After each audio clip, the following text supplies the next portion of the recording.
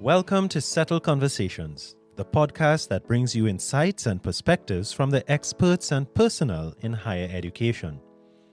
Settle Conversations is sponsored by the Center for Excellence in Teaching and Learning at the UWI St. Augustine campus. The CETL, or Settle, is a unit that supports and promotes excellence in teaching and learning through research, innovation, and professional development. Whether you are a faculty member, a learner, or just curious about higher education, this podcast is for you. So sit back, relax, and enjoy the conversation.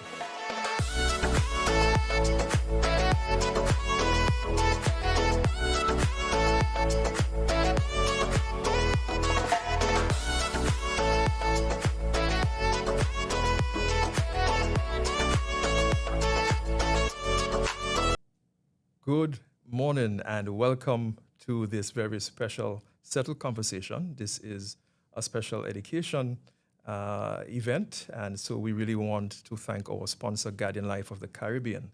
I am LeRoy Hill, and we are broadcasting live from Settle Links Studio, and we have a wide cross-section of Caribbean colleagues and friends from UWI, Cave Hill, Mona, and Guyana as well. And I do know that we have persons from international as well. Our theme, we'll be deliberating on from barriers to bridges, teaching and learning for all, is something that is very, very personal to me. And so it's a precursor to our main event, the main event, which is this afternoon at 5:30. And we invite you, if you have not registered, if you'd like to be part of that, there's still room for you to do so. You go at sta.uw.edu/settle. I am absolutely thrilled, really thrilled to have Dr. Thomas J. Tobin, a leading voice, a very strong advocate for universal design for learning and inclusion. Dr. Tobin is an internationally recognized educational developer. He's a consultant, par excellence consultant in UDL and education inclusion. He's active in the field of education, delivers quite a number of keynotes, and we know, I saw a copyright book that looks like a comic, and I really like that one as well, because I really love comics. And there is so much I can tell you about Tom, but today I'm going to invite you to just say welcome in the chat. Please feel free to say welcome and tell us where you're connecting from. We know that this event is not open caption, it's closed caption, so you will have to enable that and that activity in your feed. But we are so happy, and we invite you also to go to thomasjtobin.com to learn more about Tom. So Tom, I want to say welcome, and I look forward to our conversation. It's a conversation. So I'm hoping that the audience in the YouTube will be able to join in that conversation. So we invite them to pose some questions. So welcome. Absolutely. Thank you very much, Dr. Hill, for inviting me to be part of the conversation. And thanks, listeners and viewers, for being here as well. Thank you. And I know that this theme of universal design and inclusion starts somewhere. How did you start with this push and thrust in inclusion education? Because I noticed that you would have started in literature, was it? Yeah, like my academic degrees are in 19th century British art history and literature. So how does that turn into a career being an advocate for lowering access barriers? Well, his name is Marty. And I was working on my doctorate. I was at a 2-year college in Western Pennsylvania. And this is 1996. So they hired me to help them create their very first online courses. Folks who have been in education for a long time who are listening will understand how old I actually am when I say I helped them adopt Blackboard Learning Management System version 1. Oh. So and even the crew here is going, ooh, yeah, that's a long time ago. But Marty taught business courses for this 2-year college. And he came to me and he said, I think teaching online is bull and it's not going to last, but I want to have a job in 5 years, so teach me how to do it. And I thought, refreshing honesty, right? Now, what you don't know, folks, about Marty is that he had gone blind in his 40s due to undiagnosed diabetes. Oh. So I'll put air quotes here. He didn't know how to be a blind person. So no cane, no service animal, no touch typing, no braille, none of that.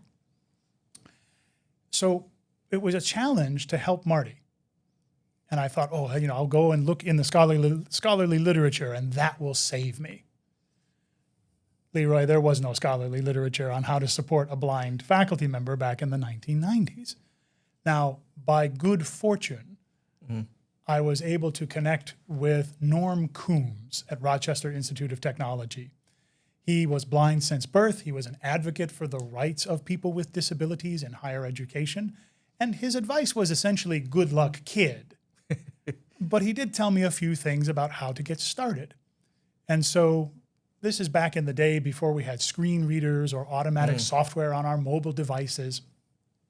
So we hired a number of graduate students from a local university to come in as work-study students and be Marty's eyes and ears.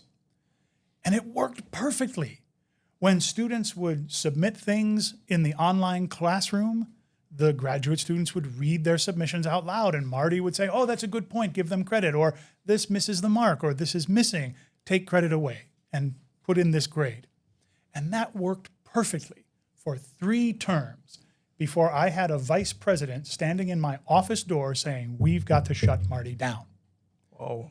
And I said, why? We're so successful. So did they shut him down eventually? Oh, an event right then and there. Okay. And I said, why? And he said, do you realize how many ways we are violating privacy laws about student records in the United States just by having these graduate students see the students' grades? So we had to stop. Oh. That failure was a pause point for me. I thought, if it was this challenging to help just one person, who are there elsewise that we're not serving well, or maybe not serving at all? And I started to understand that there were people who just lived far away from campus and couldn't get to us. There were people who worked odd hours and couldn't come to campus when we were having class. There were folks with caregiving responsibilities for their children or their parents, work responsibilities, military service, you name the reason why people were trying to fit their educations into already busy lives. And those reasons were there. And that began my quest to help lower barriers, not just for people with disabilities, but for any kinds of access barriers that people had in higher education. And that's now 26 years ago. Yeah. So thank you for being curious about how I got started. Yeah, and I noticed now the U.S. in next year, April 24th, Of 2026. 2026. The Title II Americans with Disabilities Act WCAG deadline. Folks who are listening, that in plain English means that we now, by law in the United States, will have to follow the 50 Web Content Accessibility Guidelines standards for everything we put on the internet or on our mobile spaces. People are scrambling right now because we haven't just made that part of our everyday work. And that's part of the advocacy that I've got right now. Yeah, and it must be very busy. So we're really fortunate to have you. Tom, you mentioned and you openly indicate, this one is personal for me because oftentimes I have a speech impediment. And when I tell people that, they say, really? No, you don't. Never recognized it. And when I notice it, you say, I am autistic. You're boldly stating you're autistic. What's the rationale? What gain is there for persons? And I know that there are persons who will not declare that they have certain disabilities or certain challenges. What do we get out of declaring that you're autistic? Oh, thank you for the question. And thank you for sharing your own personal story as well. That's brave of you. Thank you. And folks, if you're thinking about my journey in terms of disability, I've always been autistic, but I was only medically formally diagnosed last year when I turned 53. So up until then, I was just a weird person, right? I was the person with very particular hobbies and habits and ways of perceiving the world. And most people don't claim a disability status like that. because there's a stigma. I would imagine, for example, you are a person who does sports and you injure your leg, and then you have to get around on crutches or with a cane for a while. Suddenly you understand that people treat you differently if you are differently abled, whether that's physically or whether that's how you perceive the world. Disability is a category that absolutely everyone on earth will come into at some point in our lives. So for me, I sought that medical diagnosis because I was working with some fantastic folks in the disability community. And it was always a challenge because there's a saying, nothing about us without us. Break that down. I mean, nothing about us without us. For so long, folks who have power in legislatures, on campuses, in schools, in workplaces, they make policies, and sometimes they do and sometimes they don't take into consideration the needs of the wide variability of human beings around them. So it makes sense that if you want to advocate for the rights of people with disabilities or people who have time barriers in their schedules or any of the different ways that people drop out or stop out from education, it makes sense to have some of their own voices in the conversation about how we make those policies and practices. So I sought that diagnosis so that I could speak from within that community. Okay. And the drive for that is for me to take the privilege, the power, the comfort, the standing that I already have and put that to good use on behalf of other people. It's a very powerful platform. It's a platform out of ownership because you own that, you're part of that. We are talking on the theme Barriers to Bridges, Teaching and Learning for All. And you've already started to unpack that. But how does that look like for a Caribbean student? I mean, we know Caribbean students have many challenges financially, some of the distance. We do have financial constraints, dealing with technology, work, family, juggling those. The socio-emotional challenges that we are seeing even post-COVID. Oh, yeah. How do we unpack this theme, Barriers to Bridges, Teaching and Learning for All, without giving too much because we want some of them to come out tonight? Well, sure. LeRoy, you've listed just a few of the very real barriers to learning that students in elementary school, high school, college, professional learning, they face every day, both here in the Caribbean and throughout the world. So everywhere we look, it's in the formal spaces, places, and times when we're all together, when students have the most reliable access to materials, to tools, to each other, to their teachers, and to the support systems. So when students are on campus or in school, they don't leave their circumstances at home, though, when they come to us. In addition to the challenges that you mentioned, we serve learners who are neurodiverse, who find disability barriers in the environment, or who are just trying to fit education into their already busy schedules. So when we talk about making bridges, our work is to identify some of those big patterns among the learners and design different paths that help learners to succeed. Interesting, different paths. Is that where we could perhaps bring in the notion of universal design for learning? Because that has been a key aspect, a key principle, one of those aspects of universal design. How can you explain that to someone who just have no understanding of universal design for learning? Oh, excellent question. Many of our listeners will be familiar with the concept of universal design. So imagine that you are trying to cross the street and get into a building. And at the curb, part of that curb is cut out so that if you are on a bicycle or you are delivering packages with a hand cart or you're pushing a stroller with your baby in it or you're in a wheelchair, you can get up off the street and onto the sidewalk.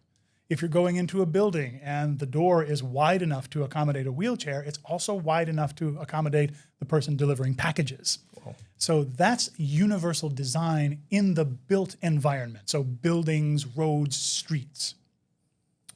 Universal design for learning, or UDL, is a design framework that helps us understand how humans learn and then design our learning experiences to take advantage of that understanding. So when we learn anything, when we are 6 years old or we're 60 years old, we have to activate 3 different chemical pathways in our brains. Now, this is a big simplification of a complex idea.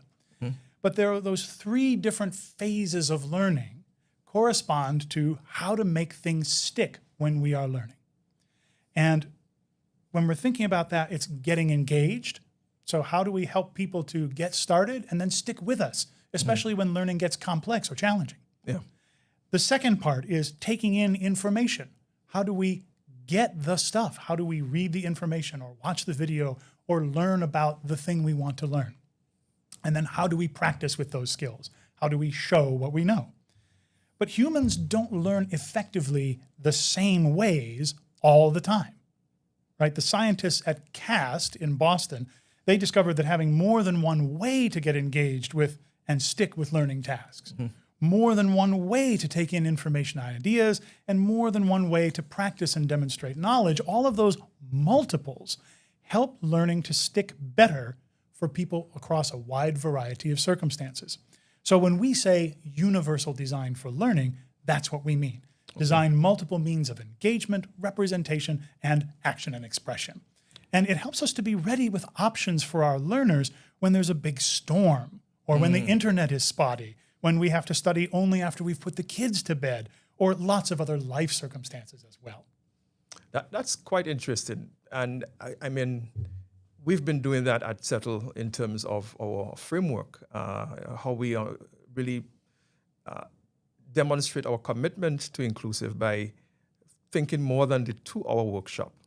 So we've been using YouTube videos, shorter YouTube videos. We've been having podcasts. We've been doing so many different things. But how do you translate that to a faculty who's saying, this is all great, but I have a class of 200 students. This is too much work. This is just too much for me. What advice or what recommendations would you give to that faculty? Oh, fantastic question, because when we aren't yet in the habit of being inclusive in the way that we structure and design our learning experiences, it can feel like extra work. It can feel like, oh, I'm already at capacity teaching or designing or doing the work that I'm doing as an educator. So many of the ways that we lower access barriers for learners, those are systemic challenges. Collectively, we could decide to have smaller classes. I would never advocate for one person to teach 200 or 300 or 400 people. Now, is that a reality that's going to change anytime soon? Not likely, right. We could prioritize budgets toward supporting teachers over buying new technology all the time. Will that change? That's a systemic thing that we can do. And we can create support communities around learners when they are away from our campuses. That's something we can actually do. Right now. Yes. Yeah. But those big systemic changes, they take a lot of time, resources, effort, advocacy.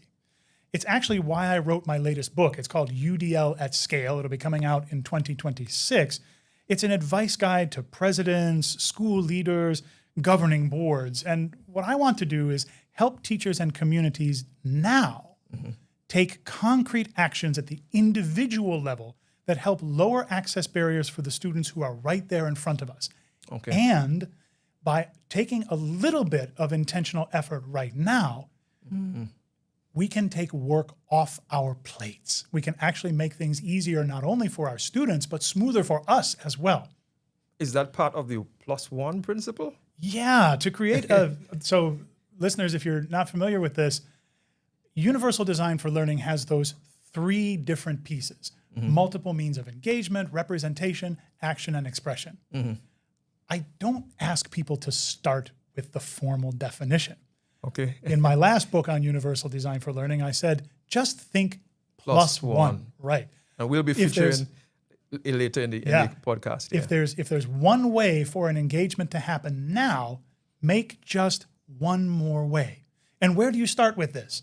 Here's 3 ways you can do it. Look for what I call pinch points. Where is it that you give instructions on an activity to your students, and then you get the same question 700 times asking for clarification on the directions? That's a great place to start thinking about lowering an access barrier. Where is it that you give the lecture of your life. And then the students all take the examination and they get that topic wrong and you have to reteach. Where does that happen? Over and over again. Those are all good places to focus your energy on new designs and options for learners, helping them begin, understand, and practice. You would already have been doing, looking at that differently. So use a good framework to help you lower those barriers. My mind is going maybe 400 different ways when you were talking about being creative and perhaps starting with that lecture that students can't really connect with. And I am really able to identify with the +1 that you presented in your book, and we'll present that when we come back. We're going to take our first break, but before we take our first break, I want to invite my colleague, Dr. Mervyn Chisholm. I know you're online. He is the manager for Settle UWI Mona, and so I have invited him to pose a question. So we're going to take a break. But before we take that break, I want Dr. Chisholm to present his question. My question, colleagues, is as follows.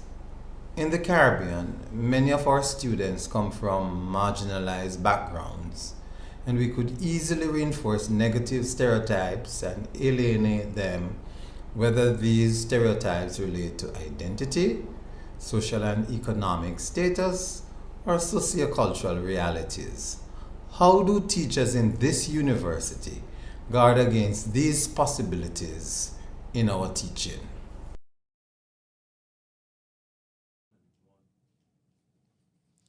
Thank you, Dr. Chisholm, for that question. Very interesting question. I will think about the sociocultural challenges that we have in the Caribbean. So we will tackle that question, Tom, when we come back, and we'll have a 2-minute break. It's important. We need to take breaks. If you need to take a water break, but we have a short little promotion that we want to share with you while we take this 2-minute break. So see you when we come back.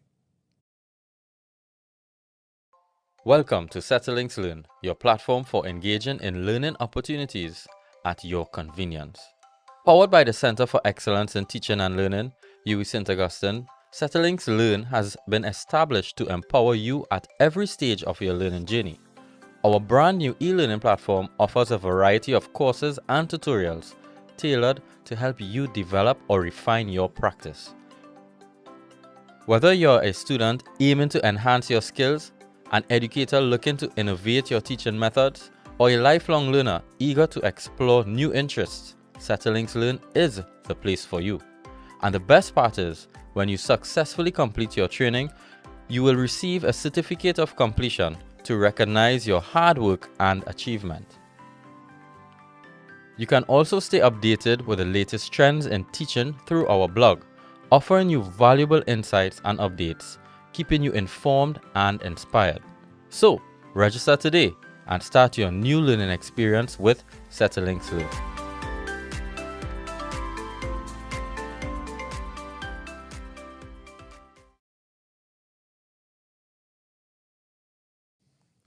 Welcome back. And before the break, we had a question from Dr. Chisholm, who is the manager for Center for Excellence in Teaching and Learning at UWI Mona, my colleague. And I am so happy to have him. But Tom, let's get straight. Any practical advice for Mervyn? Well, I hear questions like Mervyn's a lot. You asked for 2 things, so let's explore 3. Yeah. First, no one is preventing any of us from making accommodations for students who don't have formal paperwork. I hereby give everyone permission to listen to your students and help them regardless of whether they have paperwork about a disability or not.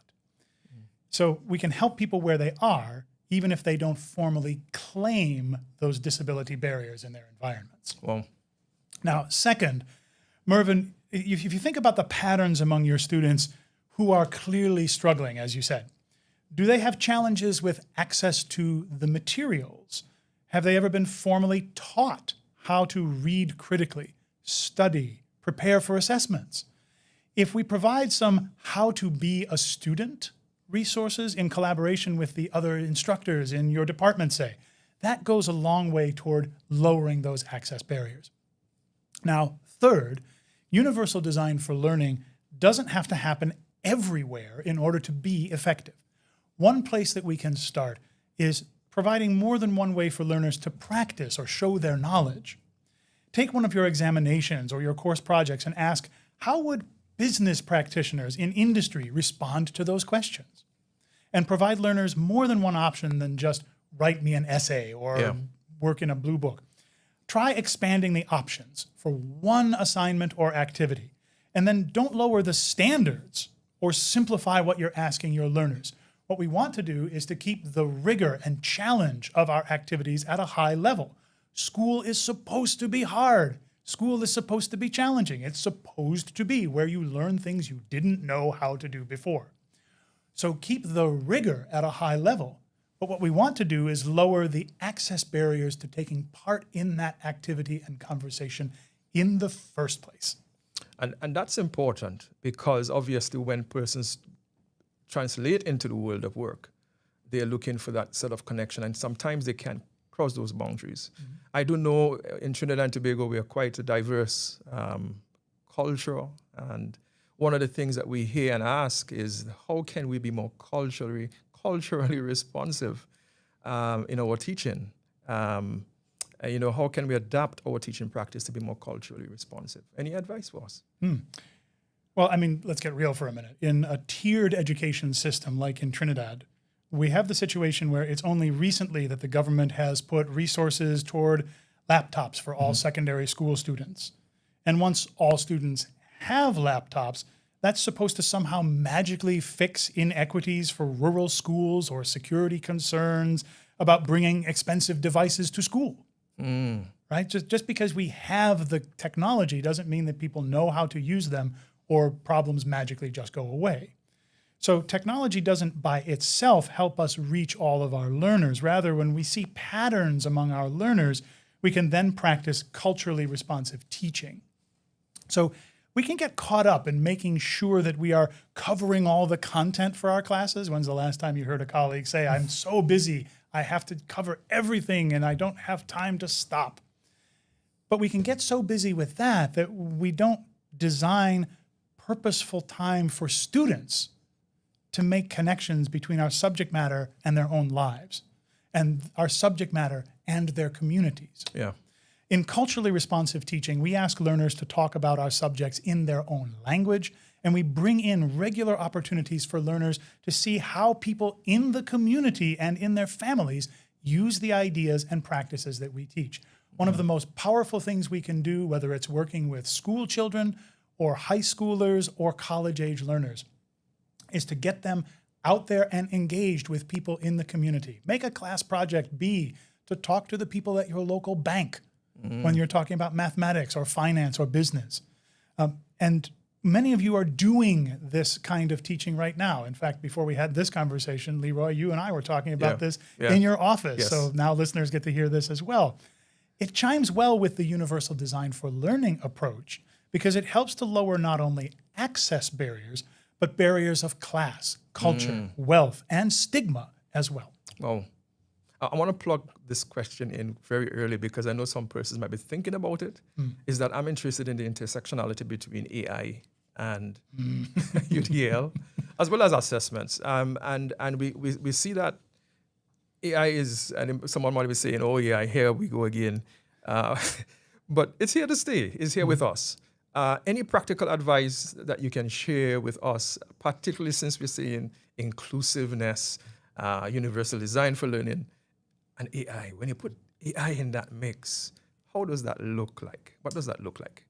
So I knew you were going to ask this question. So I brought a diagram, and I'm going to hold this up.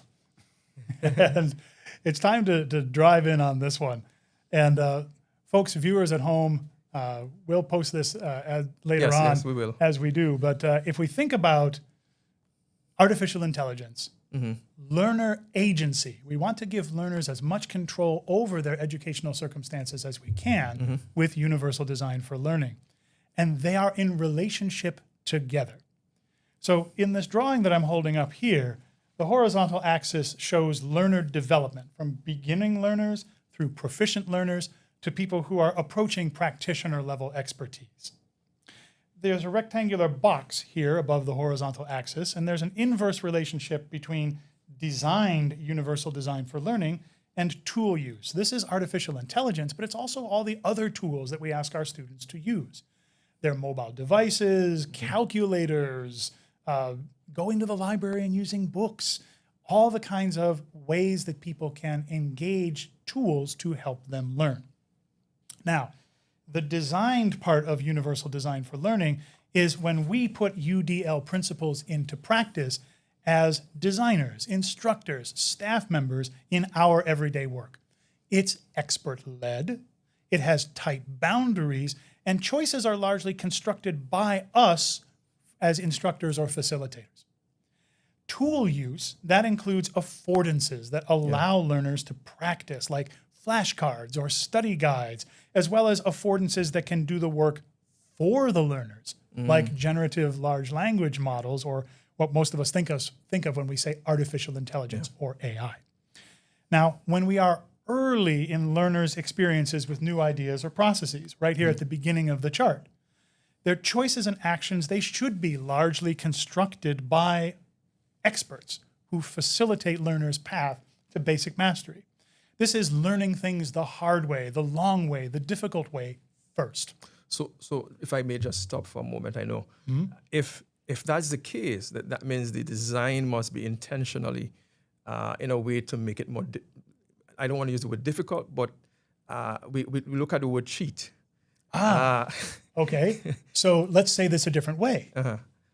When learners are beginning to learn anything, we should give them a structured learning experience, and we should probably tell them not to use many tools, if any, at the very beginning. Okay.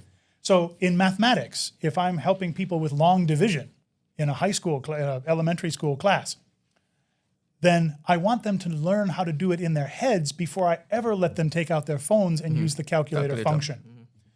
That's at the beginning. But then as learners get closer to proficiency, where they have some skill, we start paring back our designed options.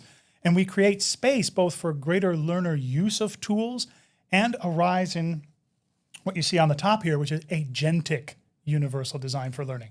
We give students more time and space to actually direct their own learning. Where do you want to take this? What is useful for you? And so we gradually just go above and beyond. As we take down our scaffold, we let the learners start building their own.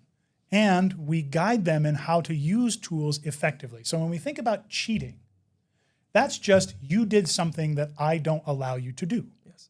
And if we're clear about what we ask students to do and give them the why. I was talking with some members of our crew who are here today, and somebody mentioned, you know, some of the young folks just coming into college now or into high school now, they're not into participation, right?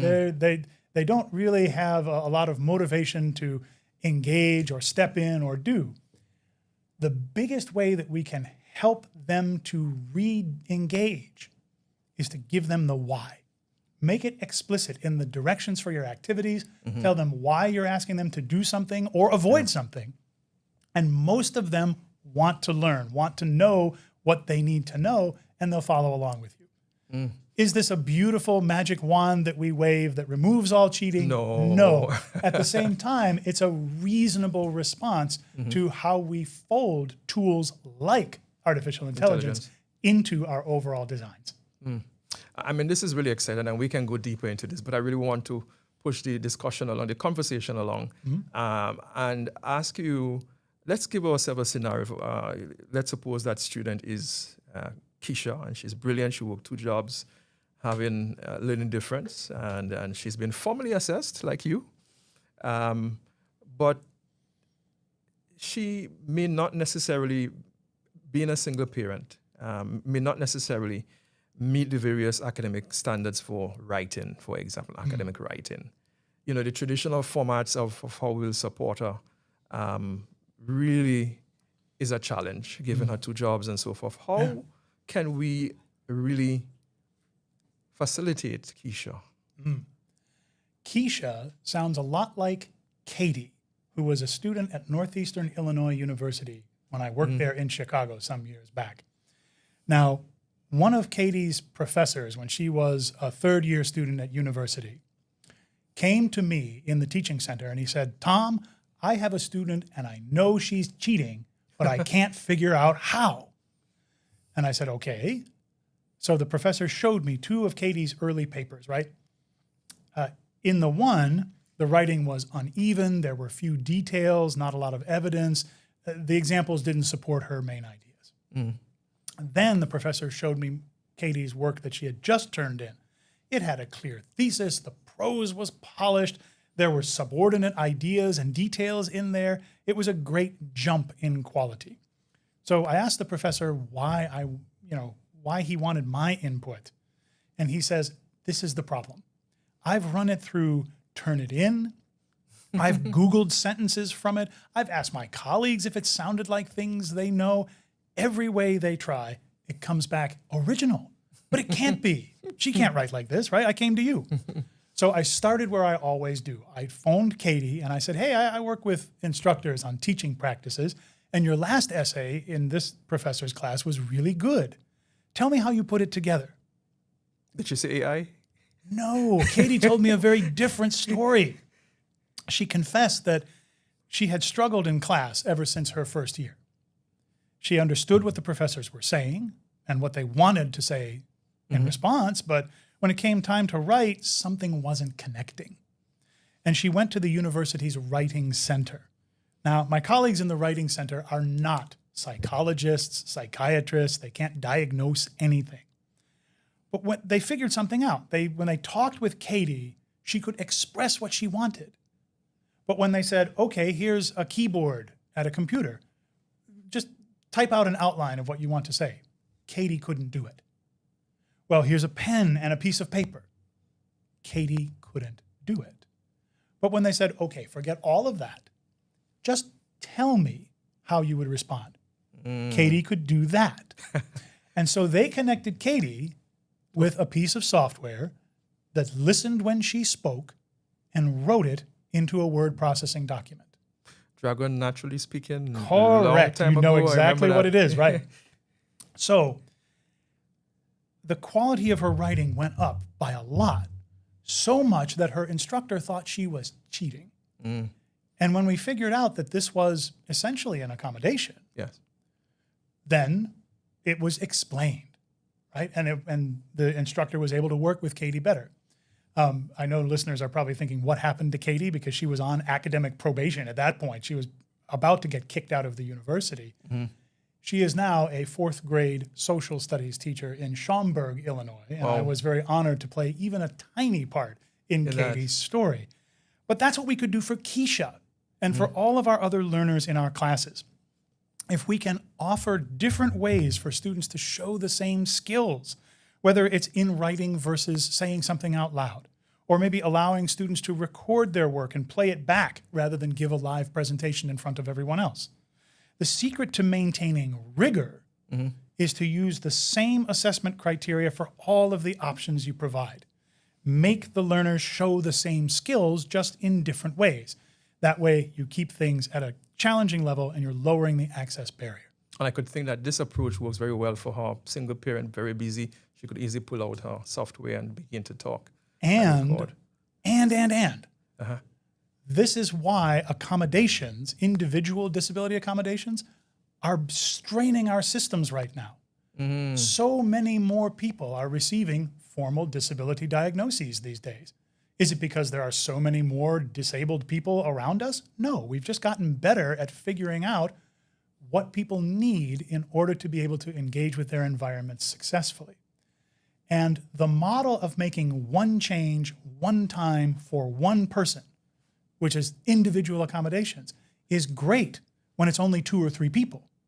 But now when it's 40 or 50% of everyone in all of our classes, that strains our model.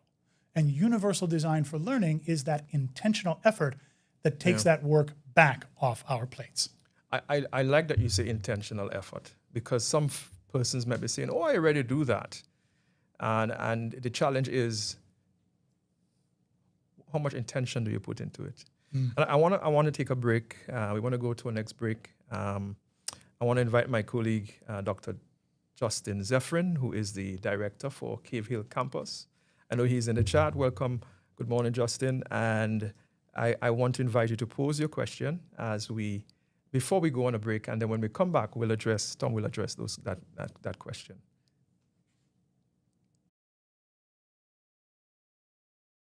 Greetings, Dr. Tobin and my fellow colleagues. I am Dr. Justin Zephyrin, the newly appointed Director of the Center for Excellence in Teaching and Learning at the Cave Hill campus in Barbados.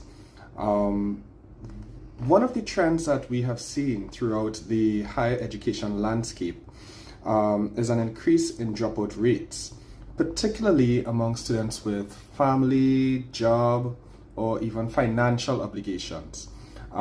Such students can often start very strongly motivated and driven and ready to take on the world, but then by the second year, this drive and commitment tends to dwindle a bit or dissipate altogether. So we really want to know, how do we keep students motivated and engaged, especially when they are dealing with so many external pressures and commitments and responsibilities, as I just mentioned.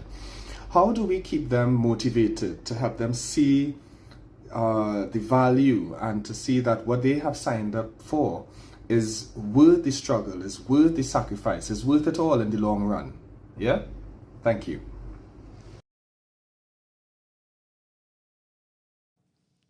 Thank you, Justin. That question really hits home. It hits home because we saw this particularly in the post-pandemic setting, where students spoke about Zoom fatigue, and the whole idea of engagement was a challenge. And so we want to take a break. We're intentionally taking breaks when we're doing this conversation, and we invite you. But we're going to address your question when we come back, and really focus on the whole idea of motivation and engagement. Tom, so let's take a 2-minute break. Sounds good. Thank you.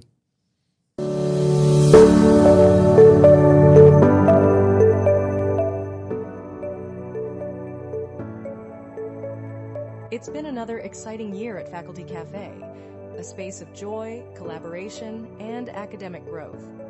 Why are we excited? Because Faculty Cafe continues to inspire deeper engagement with teaching and learning, and encourages faculty to explore scholarly pathways. This year, we proudly welcomed back the Caribbean Teaching Scholar Journal, which allows faculty who presented here at the cafe to bring forth evidence-based practice into the promotion of the scholarship of teaching. And that's what the Caribbean Teaching Scholar is all about. Thank you for being a part of this journey. We look forward to the continued collaboration and the opportunities ahead.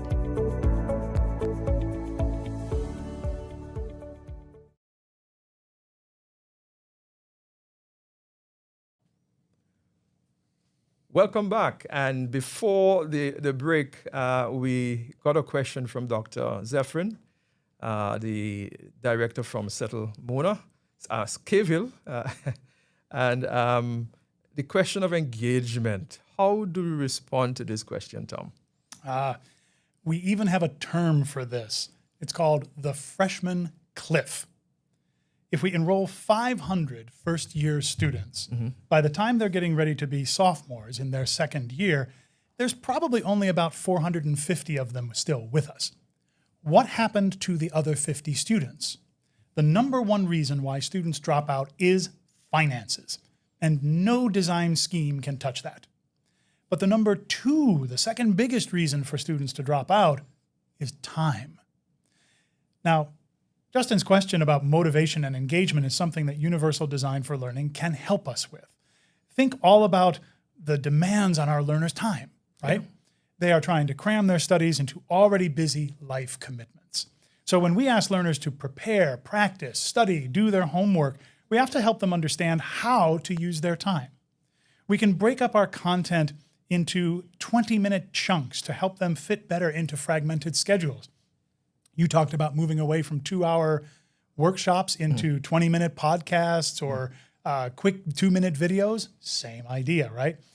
We can also give time estimates for things that we want learners to do. So if a reading takes 40 minutes and your students are going to the coin laundry that takes 50 minutes to do a load of washing, they'll take the reading with them. Yeah. Oh, and listeners, how do you estimate the time? It's not science, but this totally works. You do the activity and then you tell your students 50% more time. If it takes you 10 minutes to read an article, tell them 15 minutes. If it takes you 1 hour to write a report, tell your learners to estimate 90 minutes. Just having small things that they can accomplish and then knowing how to manage their already stretched time increases persistence and retention at all levels of schooling, study, and training. Excuse me. I mean, that's really exciting to know that we may not necessarily be thinking about time, and a simple strategy of just doing that is such a powerful means of encouraging the students to engage. And we also see the number of students who are challenged economically, financially, and they're struggling. And we often say education is a struggle, but why should it be a struggle financially, especially since we know that students are struggling to pay fees. I particularly like the commitment of using open education resources. And are there any alliances with OER and UDL? What are some of your thoughts on this? Well, it's how we make education feel achievable, not just an aspiration, right? The first of the 3 universal design for learning principles is making multiple means of engagement. And if students can't afford the textbook, that's automatically an engagement barrier. So using open educational resources or free resources that are quality, that you know are produced by people who know what they're talking about, those are ways to lower access barriers right away because students then don't need to spend money. So you're working on that economic barrier in the beginning. Providing engagement that clicks with various learners helps them answer that why question about their learning that we talked about earlier. And you can harness your existing strong practices in learner-centered pedagogy by using UDL as a guide for intentionally creating interactions and a climate of inclusion. Now, this doesn't actually help people with their finances. At the same time, it helps them to feel that they are getting value out of that investment. Some people stop out because they feel like, oh, I just sit in the room and the teacher talks at me. Yeah. How is this going to help me with the job I want to get or the promotion I want to get at my job or the next step in my education or my career? So you can ask questions like, how do we pique the interest of our learners right away? What motivates some learners to stay the course and succeed in our programs when others might not? Right. How can we help our learners to engage with their peers, with our institutions, and with their communities? That bodes well. And under what circumstances do learners feel that their contributions matter? How much space in there, in your classroom, is for the learners to actually engage, talk, do the work, struggle, try? Nell Noddings was an educational theorist way back in the 1970s and 80s. And she said something that is a bumper sticker on educators' cars all over the world right now. She said, the people doing the work are the people doing the learning. So we have to make space for our learners to actually do the work. And the key element to retaining learners despite difficult circumstances are explaining why for nearly every learning activity and interaction, providing multiple paths for learners to get to success, designing intentional time and space so that we listen to learners' stories and needs, and acting on the patterns and feedback that we get from our learners. Good. Now, I know it's a lot for persons to digest when they just come in, but if you were to prioritize 3 practical strategies for someone, what would you recommend? Just 3 practical advice. Because we know that there are many, but we just want to say, let me start with these 3 simple ones, or 3 ones that can be within your reach. Let's think about the micro, the meso, and the macro levels on this one. Micro level changes are things that people can do in their own work without needing to go through bureaucracy or get funding. For instance, everybody, designers, instructors, support staff members, campus leaders, we can all make accessibility part of our everyday work.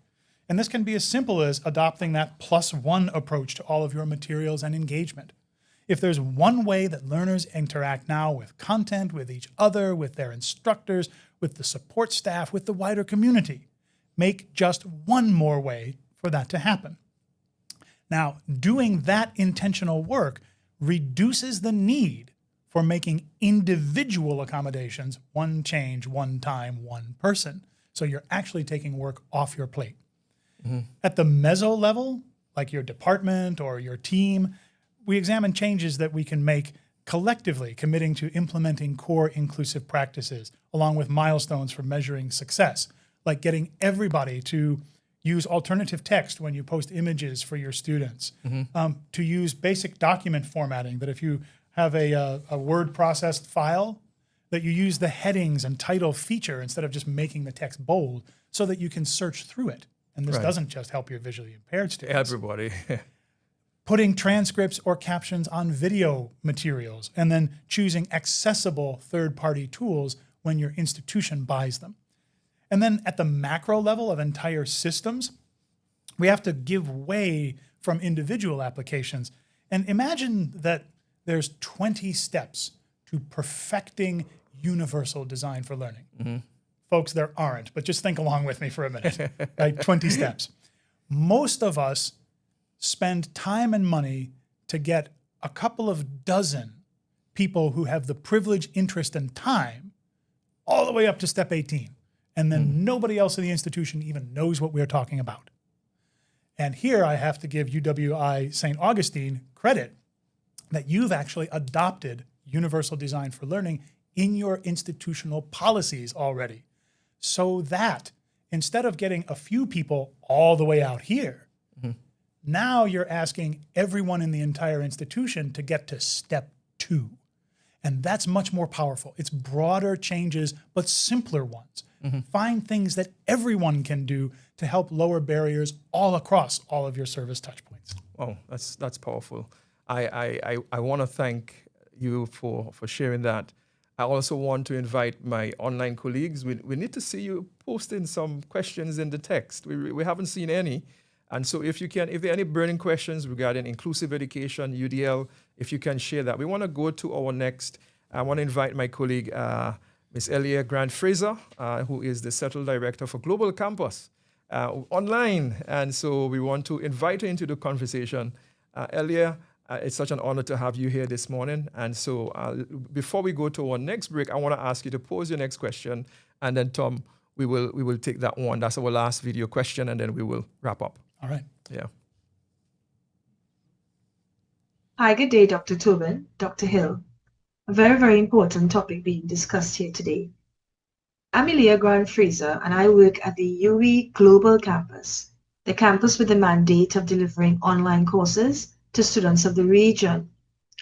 Over the years, I've had the opportunity to work within the online course development department and the online programs delivery department. I've also had the opportunity to tutor students in the online environment. And over the years, we have seen students come to us with various learning needs.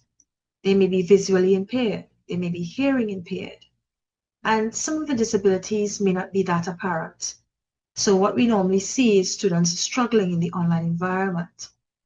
I'm just wondering, in an online environment whereby facilitators may have limited resources, technologies, and so on, and facilitators who might be required to actually design online courses and deliver them, how practical is it to actually implement universal design for learning? How do we cater to all these various learning needs? What strategies can these facilitators implement? We're happy to hear your insights. Thank you.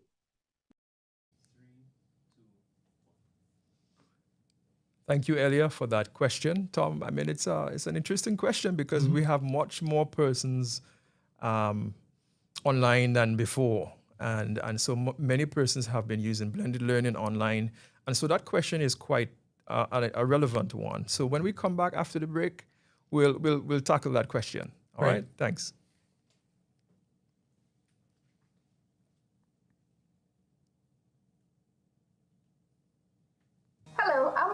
Sharon Hack. I'm Kim Malalu. I'm Jacqueline Bridge.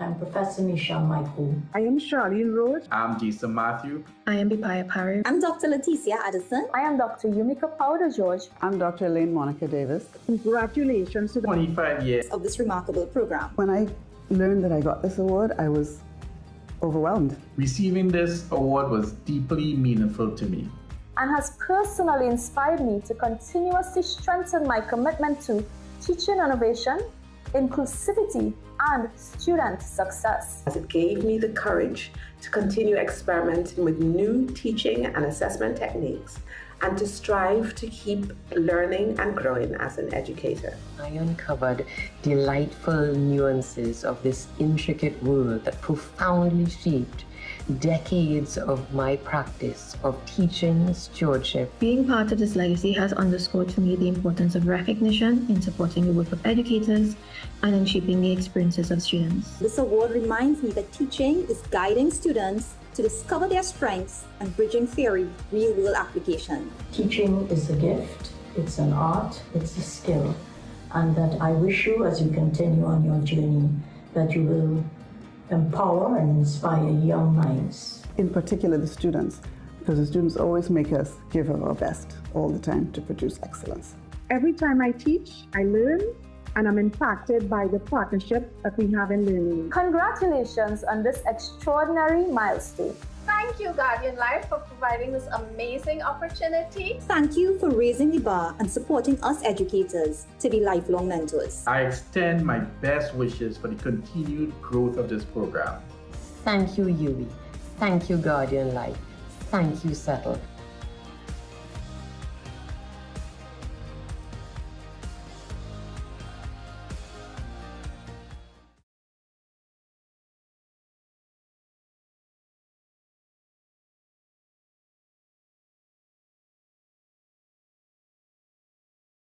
Welcome back. And it's such an opportunity for us to really reflect on that question, because it's a question that we can all identify with as practitioners having to engage person in the online setting. Mm-hmm. What do you say to Elia? Well, first to Elia, as you heard earlier in our conversation, I'm the old man of online learning, right? I got in at like the introductory days of learning management systems, and I've been an advocate for using technology to lower barriers and technology as a mediator for education for a long time now. That doesn't necessarily mean that the world has caught up with the rest of us, though. Online is still typically the place where people who have interest, time, and the privilege of access to do. So, you know, if you think about people who have regular internet access at home, even in the United States, that's actually a very small percentage of our citizens. And here in Trinidad and Tobago, it's also a small percentage of folks. But we can kind of bring our conversation full circle with Dr. Elia's question. It contains a hopeful vision of what education can look like in the future, as well as a darker suspicion that it might take huge amounts of funding, time, and energy to get there, right? This is great, and it takes so much to do. And Dr. Grant Fraser is right. Inclusive design and teaching do require intentional effort, sometimes a lot, both when we're designing our learning activities and when we're teaching our learners.